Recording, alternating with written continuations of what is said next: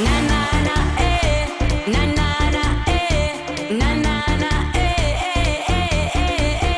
Пред да се иде на одмор, се набавува козметика професионална, која што има заштитен фактор од сончеви израци. Значи, како што набавуваме козметика за тело, на косата е многу потребно да ги прими тие протеини заштитни, за да не се направи дополнително штетување.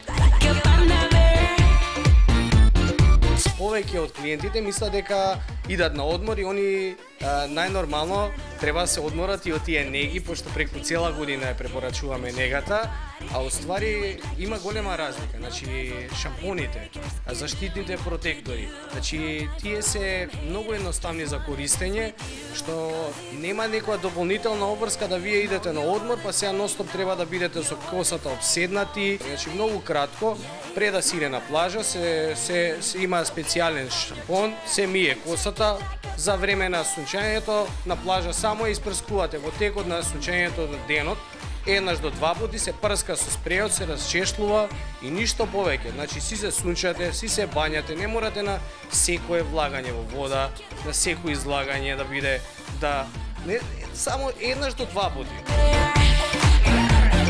Сега имаме толку добра козметика, толку професионални, значи домашни, како ви кажа, домашно, например, порано користеле улје, правеле некои домашни Б витамини, ставало за против опаѓање конкретно и за тие работи. Сега козметиките све мислат за нас.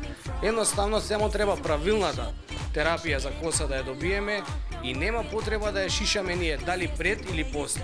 Едноставно, ако треба да се постриже косата, дошло време да се постриже на месец и пол до два, се пострижува по малце врвчињата, ако сакаме да ја одржаваме таа должина, нема потреба. И кога се иде на одмор, обавезно дополнителен се зима заштитен фактор за коса.